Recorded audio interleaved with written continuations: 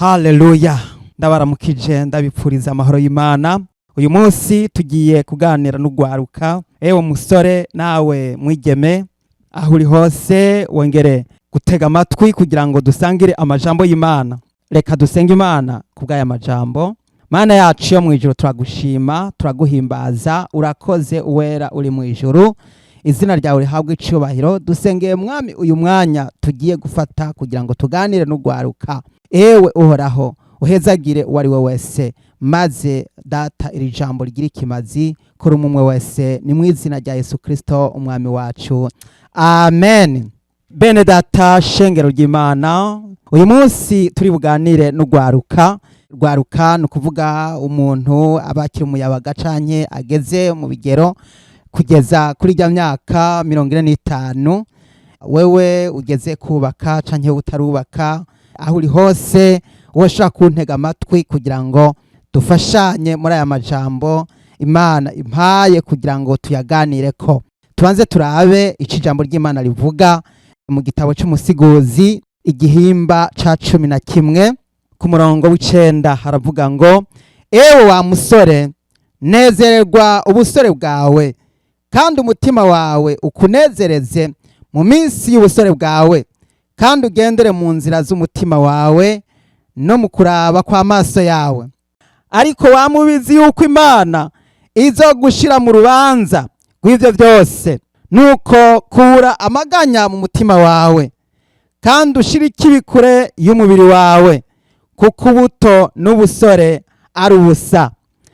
Musore, umusiguzi aravuga ngo ewe wa musore we, uyu munsi ijambo ry'Imana rirakuziye ewe wa musore we, kugira ngo wirinde ntupfe gupfa ibyo uravye, ntupfe kugendera kuvyo umubiri wawe uri kurakubarira gukora, canke ntugendere kuvyo kameremere y'umubiri iriko irakujanamwo. Wirinde kuko hari amajambo y'Imana ariko aragukebura. Uno munsi ijambo ry'Imana rije kugira ngo rikubwire.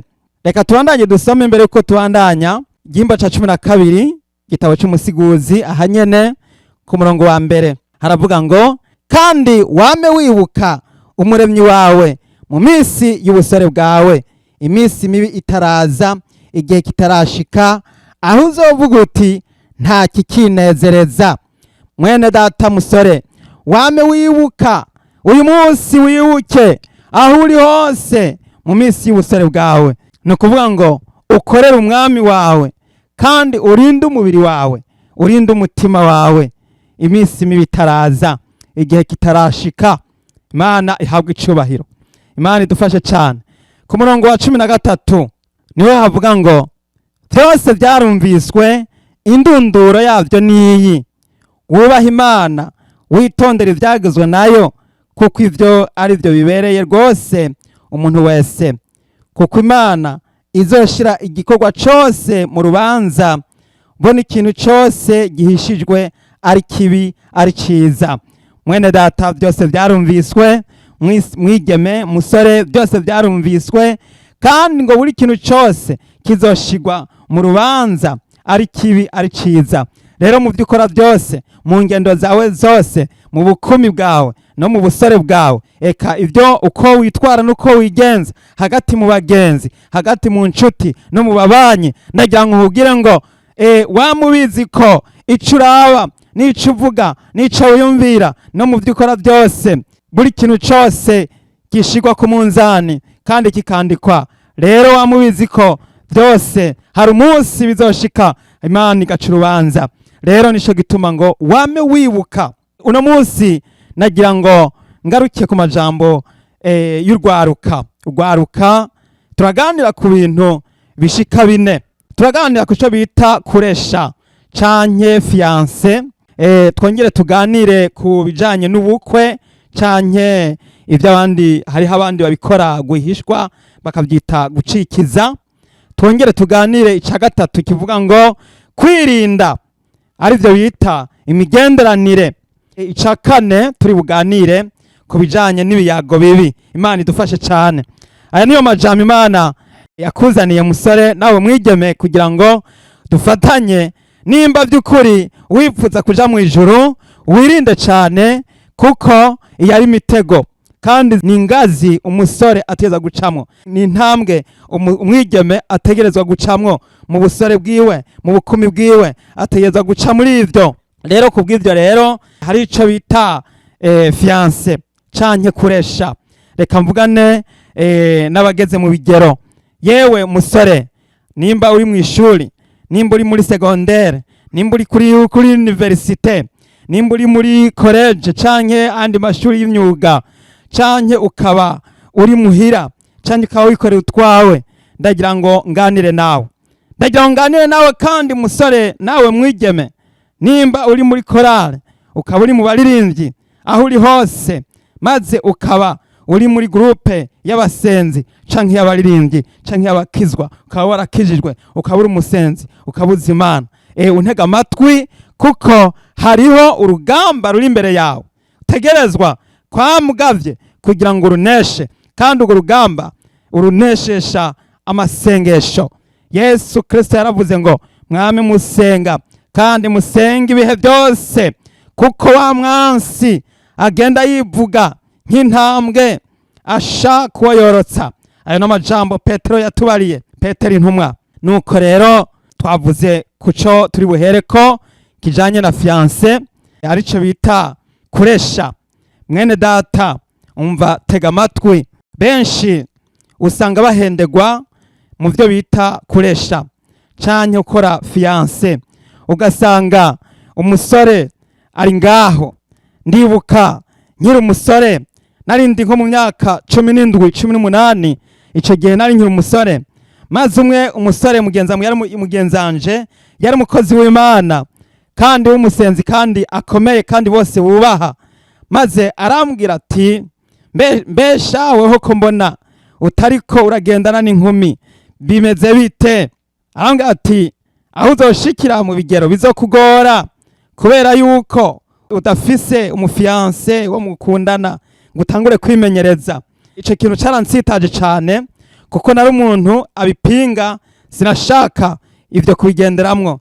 Vyarantangaje cane kubona canke kumva umukozi w'Imana ambwira agashinga intahe ico, akavuga ko ari ngombwa umuntu wese yibikire canke agendane n'uwo bakundana. Hari ikintu ngirangarukeko gikomeye cane ndagira ngo nkubwire kuri iki kintu nyene, gikunda guhenda kandi gitwara abasore benshi.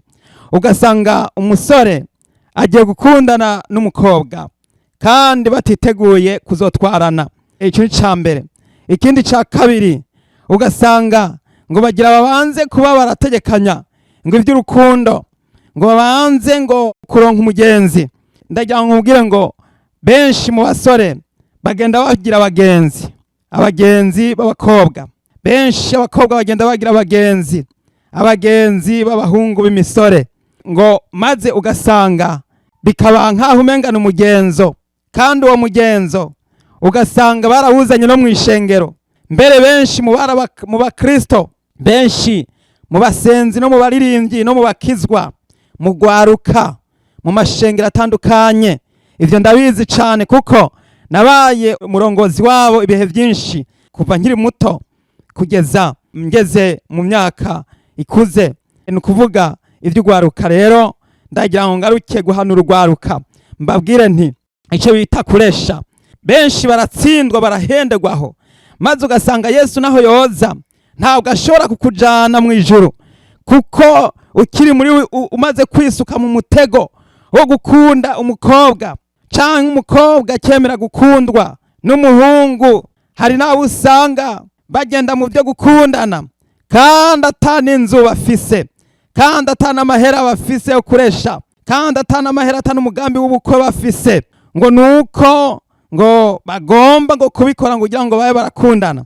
Ndagira ngo ubwire yuko abo babe barasemuye murasezera ijuru ntimwiteze kuribona, kubera yuko iyo ni mitego muriko muritega. Ijambo ry'Imana ryamaze kutubwira ngo ewe wa musore we, nezererwa ubusore bwawe kandi umutima wawe ukunezereze mu minsi y'ubusore bwawe, kandi ugendere mu nzira z'umutima wawe no mu kuraba kw'amaso yawe. Ariko wamubizi yuko Imana izogushira mu rubanza rw'ivyo byose. yewe wa musore uriko urahenda abakobwa b'abandi ubabwira ngo uzobatwara kandi ari kinyoma, naho ari ubusambanyi canke ari intege nke z'umubiri ziko zaguhenda, ndagira nkubwire ko Imana izo gushira mu rubanza rw'ivyo.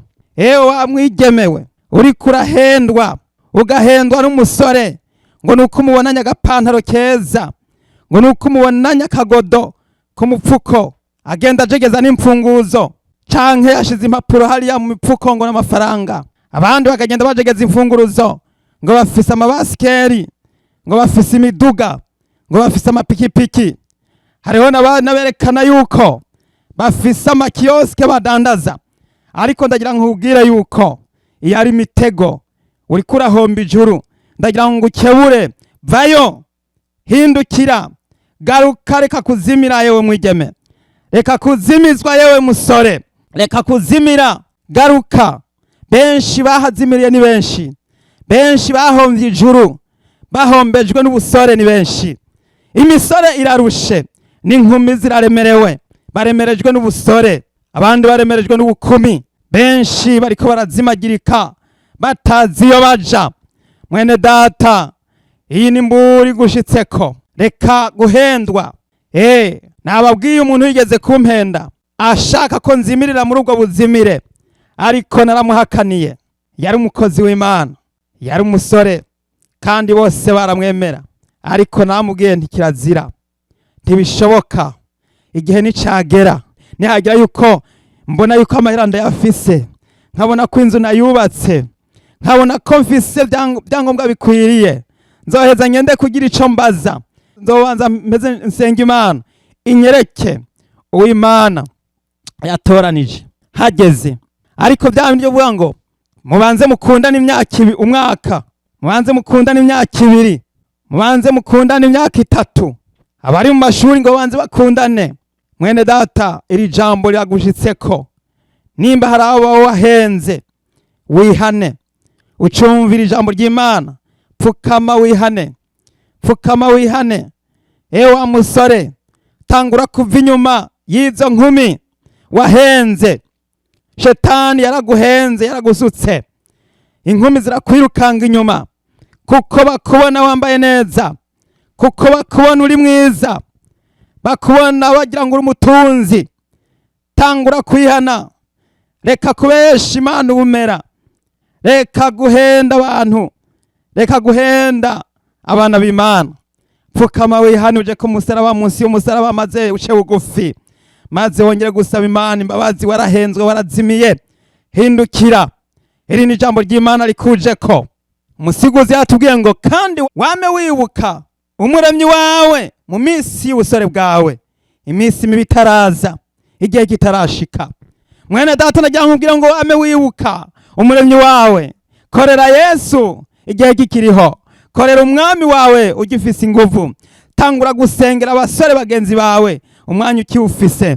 Tangura gusengera inkumi ziriko zirashaka kukuzimiza, ahubwo basengere bakuva inyuma, ahubwo bashaka Yesu. Ureke gutambama, ureke kubuza abashaka kwinjira, bashaka kurondera Yesu. Benshi warabazibiye, aho borondeye Yesu bariko bararaba wewe. Nibareke kukuraba, nibarabe Yesu Kristo. Reka gutambama, reka kuzibira, ca bugufi urondere Yesu Kristo, maze wajye mu maraso ya Yesu Kristo, hanyuma ubicare mwigisha, maze ucike umwana w'Imana. Basi rero benshi bahenderwa mu kukuresha. Nagira nkubwire yuko igihe cageze cyo kugira ngo ngende kurondera tuzubakana. Nasabye Imana, maze Imana imaze kunyemerera, maze kubona yuko hageze, kuko nari narasezeranye ko ntazokundana n'icitwa umukobwa. Nza kubesha Imana ubumera, igihe kitari bwashike, atanzu nari bwagire, atamahera nari bwagire, atamugambi nari bwatunganye. Ariko no kuvuga maze kubona ko inkwano ndazifise, maze kubona ko inzu iriho, muri ico gihe nasenze Imana, maze nongera gusenga. Hanyuma ndagenda nsezera umupastori, ndamubwira nti mpuruhusha muri aka kanya, ndumva ko hageze ko nubaka. None rero mpuruhusha, ngiye gusenga Imana kugira ngo Imana inyereke uwo nzoshobora kugira ico mbaza kijanye no kubaka rukristo. Ati ndumva harakarimbi ko ntashobora kubikora ntasavye uruhusha abakozi b'Imana. Muri ico gihe yarambwiye ati koko igihe kirageze, egome ko wumva wamaze kubipanga no kubitegura, genda ubikore rwose, ni ukuvuga urondere uwo muzubakana hanyuma uzuze uragane uhana impeta. Niko byagenze, ni ukuvuga muri ico gihe ntivyagomba kurenga amezi 3. Nico gituma mwene data, ni ukuvuga ngo wewe ico ugomba gukora, ugomba kwicara witeguye, ugategura vyangombwa, ugategura ibikwiye kugira ngo ntuzobeshe umwana w'abandi, ntuzobeshe abantu, ureke kubesha, ureke kwitwa umubeshi kandi uri umwana w'Imana. Hanyuma rero igihe kigeze uca ugenda kuraba umupasitori, umukozi w'Imana, akamubwira ati rero igihe kirashitse, rero nimwabona hari uwo turiko turavugana wo mw'ishengero w'umwigeme runaka, ati ni ukuvuga harageze kandi mu minsi, ati mwitegure kugira ngo ubukwe bube. Maze ico gihe bakagusengera abakozi b'Imana bakuru, bakakuremesha bakagusengera. Hanyuma muri ico gihe nta nubwo urabesha n'umukobwa n'umwe, kirazira kubesha n'umukobwa n'umwe. Muri ico gihe niho rero, kuko ya mahera yo gukuba uyafise kandi na yanzu ukaba uyifise, ico gihe ntabwo uri mu kinyoma. Mpwemu Yera aragushigikira, Yesu Kristo aragushigikira, Imana ikagushigikira, abakozi b'Imana bakagushigikira. Maze ico gihe ukagenda uremye, kandi n'iryo uvuga urivuga uremye. Haleluya! Ndagira ngo nkubwire yewe musore, yewe mwigeme, ijambo ry'Imana ravuga ngo byose vyarumviswe, indunduro yavyo niyi: wubaha Imana, witondera ivyagezwe nayo, kuko ivyo ari vyo bibereye gose umuntu wese. Kuko Imana izoshira igikorwa cose mu rubanza, bona ikintu cose gihishijwe, ari kibi ari ciza. Ari n'amajambo ari mu Musiguzi 12, 13 na 14. Mwene data, ndagira ngo nkubwire naho ubikora winyegeje, naho uri kurahenda abakobwa b'abandi, ariko Imana irakubona.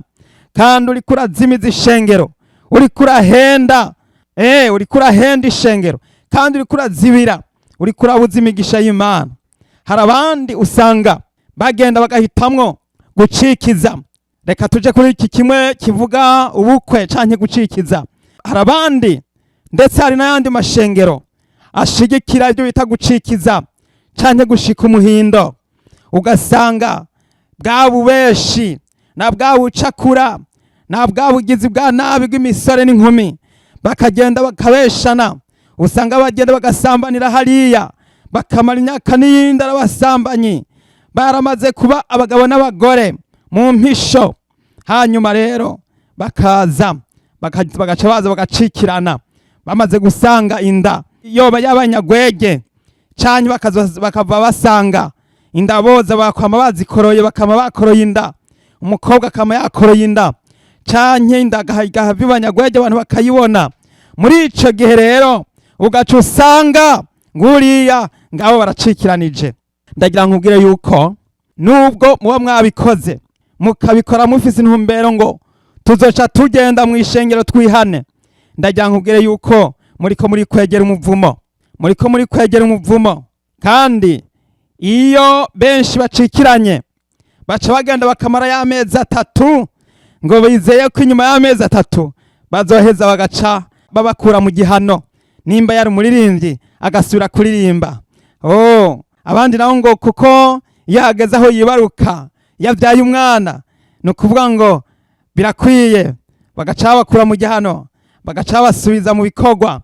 Ndagira nkubwire yuko ivyo byose mubikora mukabigora guhishwa, mubivuga mubipanga, mubitegekanya, mukabikora makusudi, mukabigira kuri ndashaka, muzi yuko muzoca mugaruka mukihindagura, mukigira nk'agahungarema, mukihindagura nk'inzoka yiyubura. Ndagira nkubwire ko ivyo byose ari imitego muriko muritega mwebwe nyene, kuko Imana ibona imbere biri mu mutima. Imana irazi ivyo biri muri wewe, irakuzi yewe wa musore, naho upanga gucikiza, naho upanga gucikira, Imana irabizi. Hariho n'abandi usanga bamara ibihe bari muri korale, ariko barapanze itariki runaka bazoja gucikirana. Abo bose babikora babizi. Ntimwibaze ko mbere ico caha coroshe guharigwa, kuko wabikoze wabigendereye wabipanze. Ndagira ngo nkebura imisore ndababwira nti mwebwe mutangura gusambana mukiri imisore n'inkumi, hanyuma mukazoja kubana mwarasambanye, nta mahirwe mufise, kuko n'impeta yanyu cyangwa urugo rwanyu ntiruzoragama, kuko rwubatswe ku musenyi. Inzu yanyu yubatswe ku musenyi. Ni ukuvuga ngo isuri igihuhusi n'icahuhuta. Ndagira ngo ko iyo nzu yanyu itazorama, izosenyuka, kuko ntimwigeze mwubaka ku kuri, mwubatse ku binyoma. Mwarabesha ishengero, mubesha Imana, mubesha abavyeyi, mubesha imiryango, mubesha abagenzi, mubesha abakozi b'Imana, mubesha ishengero, mubesha urwaruka, mubesha abaririmbyi mwaririmbamwo. Nico gituma muri ico gihe muzosanga ari umuyaga gusa uzunguruka uhuhuta, kuko mwarabeshe. Mwihane, ijambo ry'Imana riraje kugira ngo mwihane. Wihane ucumbire ijambo ry'Imana, kandi aya majambo muyabwirane. Mubwire imisore n'inkumi bareke kuzimira, bareke kuyoba, bareke guta inzira, bareke guta umurongo. Benshi barazimiye, benshi baravuye mu nzira, barazimira kandi bazimiza n'abandi. Hari abandi bategura gukora ubukwe, maze ubukwe bubaye koko bakabukora, hanyuma bukaba ku murango, kandi bakaja mu isengero bagahana impeta, ariko bagera imbere y'ishengero ugasanga bariko barasomanira imbere y'ishengero. Pastora yamara kuvuga ngo nibaramukanye, bagaca batangura gusomana bya bindi bya gipagani. Ndagira mbabwire yuko bijya byose muriko muratwikurura ivyari bitwikiriwe, mukabitwikurira imbere ya rubanda, imbere y'agakuku, imbere y'amakungu.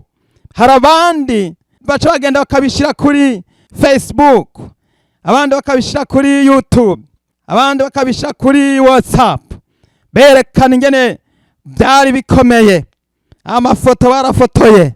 Ndagira nkubwire yuko hari amafoto, ari amafoto ariko arabagiriza, amafoto y'ubusambanyi. Kirazira, kubera yuko bijya ni igikorwa gikorerwa hariya haruguru mu mpete ku buriri, ariko si igikorwa gikorerwa imbere y'abantu. Muri ico gihe rero benshi amaso ariko arahumanywa n'abitwa abakristo, n'abitwa bakizwa. Kandi namwe shengero, yewe umupastori wemera ivyo, ugomba kukwigisha, ukabwira iyo nkumi n'imisore bitegura kuzohana ubukwe ko kizira kw'ivyo bikorwa, kuko bagomba kuramukanya nk'abantu bisanzwe, maze ibindi si ibyo gukorerwa imbere y'abantu. Ico ni igikorwa c'abakozi b'Imana, bagomba kwigishwa. Mugomba kwigishwa, urwaruka mugomba kwigishwa, abahana impeta mugomba kurondera inyigisho, mukarondera abigisha. Mwabona ntimuronse abigisha, mugafuma murondeza abashobora kuzobafasha bakabigisha. Hari abandi usanga baronka ababigisha, bakigishwa n'abajya bitwa abashingira, babashingira babahagarariye. Arico gituma ugushingira agomba kuba ari umugabo yubatse, kandi n'umugore, mwe bose bubatse ari umugabo n'umugore kandi bubakanye. Kuko si vyiza byo kuja gutora umugabo hariya, umwe akamukura hariya mu kindi gihugu canke mu yindi ntara canke mu rindi shengero, uwundi agatora umugore hariya mu rindi shengero, umwe ngo bayimupare, uwundi ngo bayimumarene. Ndagira nkubwire yuko bigomba gukorwa umugabo n'umugore bubatse, bubakanye, urugo rumwe nigo rugomba gushingira urwo rugo rushasha. No kuvuga ngo zijya nyigisho bazobaha zigomba kuba ari inyigisho basanzwe nabo bakora bakoresheje. Bagomba kuba barakurikije rukristo mu kubaka kwabo. Nayo nimwaza gutora umwe mukamukura mu rindi shengero, umuhungu agatora umupare mu ishengero, wundi mukobwa akaza gutora umumarene mu rindi shengero hari inaka ku yindi misozi, mu kandi karere, mu yindi miryango. Uko nyene mwamwerekanye ko muriko muratandukanya. Nico gituma kera siko byari bimeze. umwe abashingira, yaba ari umugabo n'umugore bubakanye rukristo bemewe n'ishengero. Hanyuma rero bagaheza bakaba aribo baza gushigikira abo bana bashasha bariko barashinga urwabo. N'ahandi benshi bariko baritega imitego, kuko hajya mu nyuranya mukavanga si vyiza, kandi biriko birerekana imico mibi mu rwaruka rwa kino gihe. Nuko rero bakozi b'Imana muri kanure, kandi namwe rwaruka ni mwebwe shengero ry'ejo, ni mukanure muhagararira igikorwa c'Imana, mweke gusenya igikorwa c'Imana. Iri shengero ry'Imana ni mwebwe ririko, ni mwebwe ritegerezwa umutegeza kurihagararira, mugahagararira umurimo w'Imana, mugahagararira igikorwa c'Imana aho muri naho muherereye, kugira ngo ejo canke irya hejo canke inzamba niyavuga Yesu Kristo niyagaruka azosange hari abamwiteze mu rwaruka, mu misore, mu nkumi, kuko namwe ejo muzovyara abana, kandi namwe abana bazobasubirira bahagararira ishengero, kandi ishengero rizoguma ryibuka imico myiza mwabaraze, mwaberetse, mwasize muberetse. Nico gituma nagira mvuga n'urwaruka uno munsi gw'iki gihe, mwirinde cane, mwirinde cane. Imana ihabwa icubahiro. Haleluya. Reka tuje ku ijambo rivuga ngo kwirinda imigenderanire.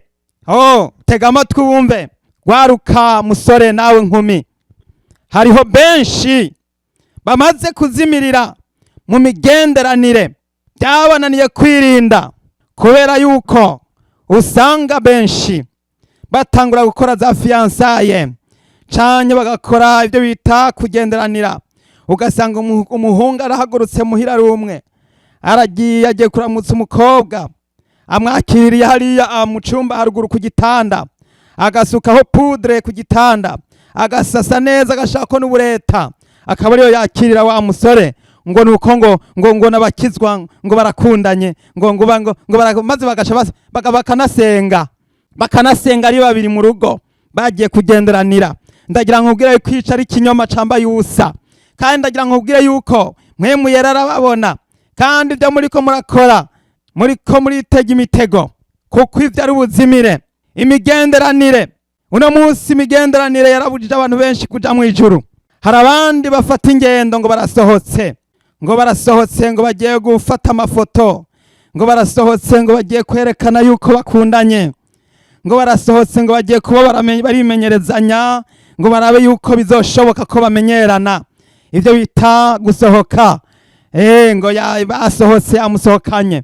Imigenderanire kugwaruka no ku misore iriko iratuma igikorwa c'Imana cononekara, kuko nimba muri abana b'Imana, kare amategeko ko yarameze, nimba ari abana b'Imana bariko baragenderanira, babiri barashobora guhaguruka canke batatu bakagenda bakaza kuramutsa umwene data canke mwene se, ya umuhungu ya umukobwa, ariko bakagenda ari batatu ari bane, ariko ntagenda ari umwe, nta karimbi kakiriho. Harabayeho ibintu byo kuzana urujijo mu ishengero, urujijo mwana w'Imana. Imisore isigaye yigenza, isigaye yitwara, nta mategeko akiriho mu ishengero, ntawe ukibakontorora. Ndibuka ko twaba dufise amategeko, twari dufise ingingo 13 mu rwaruka, zirimwo ingeso nziza, kwirinda, kutivanga no kutiyanduza, no kwambara ukikwiza, kwirinda ibiboreza, kwirinda urusaku, no kwirinda buri kintu cyose harimo no kudacererwa n'ibindi byose. Ayo mategeko twarayagenderako, kandi twarayamenyesha abo twari turi kumwe muri ico gihe mu ishengero ry'Imana. None rero mwene data, uno munsi benshi basigaye bitwara uko bashatse. Abafise imiduga usanga ahitana wa mu fiancé wiwe canke agahitana n'utaraba mu fiancé wiwe, bakagenda ari umwe n'umwe muri iyo miduga. Hari n'abagenda bagaca bararana muri iyo nzu nyene canke muri apartment. Hariho n'abamara ibihe n'ibindi bibanira uko, ariko ukumva ngo ni bene se, ngo nabavukana gusa ngo muri Kristo, kandi ari umuhungu n'umukobwa, kandi ico ari ikintu kidashoboka. No kuvuga baraciye umugani ngo iyi mbugita ntirara mu nyama. Rero bene data, mutangure mugabe cane, kandi munagure muvugurure ubukristo. Rwaruka misore namwe nkumi, muvugurura agakiza. Ndabizi neza yuko ijambo ry'Imana riri muri mwebwe kandi murarifise, nimurihagararire. Mpwemu yera arakeneye kugukoresha, mpwemu yera arakeneye kugukoresha yewe musore, mpwemu yera arakeneye kugukoresha yewe mwigeme, kugira ngo witegure kuzokubaka Kristo ufise igishinga ntahe cyo kugira ngo uzoshingire intahe abandi, ubabwire ko Yesu akiza. No mu misore Yesu arakiza, no mu bakobwa Yesu arakiza. Yewe mwigeme wihebuye ukaba wibaza ko igihe cakurenganye, genda upfukama usenga Imana, hanyuma ukurikiza amategeko y'Imana, hanyuma Imana izokugendera kandi Imana izoshitsa ico umutima wawe wipfuza. Ariko niwashurashura, niwagendera mu ngeso mbi, nta nabo uzoronka, kuko nabo uzoronka bazoba ari abo kuguhenda, nabo uzoronka bazoba ari abo kuguhenda gusa. Imana itugirire neza. Basi kubw'ivyo rero ndagira ngo kugira ngo tuje kuri kimwe ca kane kivuga ngo ibyago bibi, dusome amajambo yo mu cete Paulo yandikiye Abanyefeso igihimba ca 5, maze dusome duhereye ku murongo wa 3. Haravuga ngo ariko ubushakanyi n'ibihumanya byose canke kwipfuza ntimukabishire no mu kanwa, mube nk'uko bibereye abera, canke ibiteye isoni, canke amagambo y'ubupfu, canke ibitwenza bibi, kuko ivyo bitabereye. Ikibereye no gushima Imana. Ndagira nkubwire we mwigeme, we musore, mwirinde ibyago bibi. Aho niyo ngingo tugezeko, ibyago bibi, mwirinde ibyago bibi. Hari benshi bayaga amajambo y'ubupfu, ugasanga bariko barayaga amagambo y'ubupfu, maze bakibaza ko hariho ico bizobazanira. Ndagira nkubwire ko Paulo yarabivuze, aravuga ngo ariko ubushakanyi n'ibihumanya byose canke kwipfuza ntimukabishire no mu kanwa, mube nk'uko bibereye abera. Wewe ukivuga ibyago bibi, wewe ukizana ibitwenza bibi kugira ngo unezereze. Hari benshi mu basore bazana amagambo yo guteburana, hari benshi mu bigeme bazana amagambo yo guteburana, hari benshi bazana amagambo yo gutwenza, ngo nuko ari imisore, ngo bagomba kuba baseka, ngo batwenga, ngo kugira ngo abone kwa mukunda, ngo kugira ngo yumve ko azi kuvuga neza, ngo kugira ngo yumve ko azi gutera inkuru. Benshi bakaza bavuga ngo ntera inkuru mbari ibigezweho, abandi bakaza bashaka kubazanya ubugambo, abandi bakazana amajambo y'insaku yo kuvuga abandi nabi. Ivyo byose Yesu Kristo aravyanka. Nico Paulo yavuze ku murongo wa 5, ngo kuyi mubizi neza yuko atamushakanyi canke igihumane canke wipfuza niwasenga ibigirwamana azogira icaragwa mu bwami bwa Kristo n'Imana. Nta mushakanyi wewe uryama mwijoro karaho uripfuza ubusambanye, niwihane usaba Imana mpwemu yarakwinjiremwo, hanyuma gukuremo iyo mpwemu mbi, akuremo mudayimoni arara gutera kurota ubusambanye, urota imisore. Hari benshi bararyama bakarota imisore, abandi bakaryama bakarota inkumi, bararota ivy'ubusambanyi n'ivy'ubushakanyi, akarara araravuta ivy'inzozi z'ubushakanyi z'abagenzi. Bagenda kugira yuko birya arabadayimoni baba bariko barakuyererako, bakuzungurukako, biturutse kuri birya bawiriwemwo, biturutse kuri birya wamamwo. Hindukira uhe Yesu Kristo umutima wawe. Yesu Kristo aragomba ko umutima wawe wiganzira rwose. Reka ibyago bibi, niho uzorota mpwemu yera, niho uzorota uja mu ijuru. Reka ibyago bibi, niho uzorota uri kumwe n'abamarayika. Reka ibyago bibi, niho uzorota Yesu Kristo ari kumwe nawe. Reka ibyago bibi, niho uzorota uri muri paradiso. Reka ibyago bibi mwene data, reka ibyago bibi. Ku murongo wa 6 ngo ntihakagira umuntu abahendesha amagambo y'ubusa, kuko ivyo ari byo bizanira uburake bw'Imana abantu bintabarirwa. Niwasuzuma ugasanga hariho umugenzi mutayazi ibyago bibi, atemera, aguma kuzungurutsa, agusubiza muri ya magambo y'ubupfu, musezere umubwira ati jewe narahindutse, sigaye ndi caremwe gisha, Yesu yarankijije, nimwiyambure wa muntu wa kera wazwa no kwipfuza ku ruhendo rw'umubiri, maze mwambare umuntu musha kugira ngo mugire ishusho nk'iyabaremye ari we Yesu Kristo. Haleluya! Imana itugirire neza. Nuko ntimugafatanye nabo. Uwo ni umurongo w'indwi wonyene. Jambo ry'Imana rivuga ngo ntimugafatanye nabo, bitandukanye ko. Ndagira ngo mbwira imisore mutangure kwitandukanya mu misore y'abapagani batarakizwa. Yewe bigeme mutangure kwitandukanya ku bigeme batarakizwa. Hariho n'abandi bakijijwe ariko ntibakizwa neza, bagatambama bagatambikiza. Ukuguru kumwe kuri mu busambanyi, ukundi kuguru kuri muri sengero. Muri ico gihe abo bantu ntibarakizwa. Ndagira ngo ubwire nimba ushaka kuja mu ijuru ubitandukanye ko. Nico Imana yambwiye ko kuba rino musi utangure kubasezera, utangure kubasengera, utangure kubasabira kugira ngo Imana ibagendere, hanyuma bakizwe mu izina rya Yesu Kristo. Haleluya! Kuko kera mwari umwiza, none mukaba muri umuco mu Mwami wacu. Mugende nk'abana b'umuco. Haleluya! Reka kuzimagirika, reka kugenda ijoro. Benshi baracagenda ijoro bikinga ibisaka. Hari benshi usanga bahagaze ku mabarabara, abandi bahagaze mu mayira abiri, bahagararanye n'inkumi, bahagararanye n'imisore. Aho abandi bariko bari muhira bajyamye bariko bararuhuka mu miryango, ariko ugasanga imisore iri mu gahinga yikinza gahumbezi, bikinza akagoroba, bikinza akajoro, ngo bariko barayaga. Muyaga ibiki?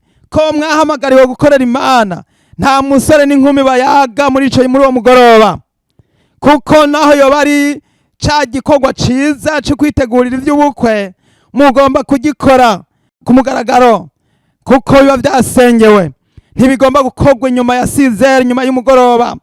Nimwihane kugira ngo mwitegure iby'ubukwe bwanyu.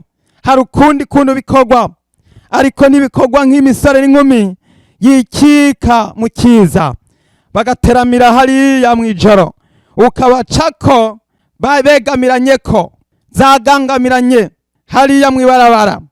Bene data nimwihane. Asanga uko asanga umeze uko. Uri kurakorera ubusa nka mukaroti. Mukaroti yaragerageje ngo asimbuke, ariko urupfu rwari rumurorereye. Yakebutse inyuma gusa aca hinduka inkingi y'umunyu. Nawe uri kurabesha abandi, uri kuraja mu ijuru, uri kurabesha abandi kandi uri kuribesha.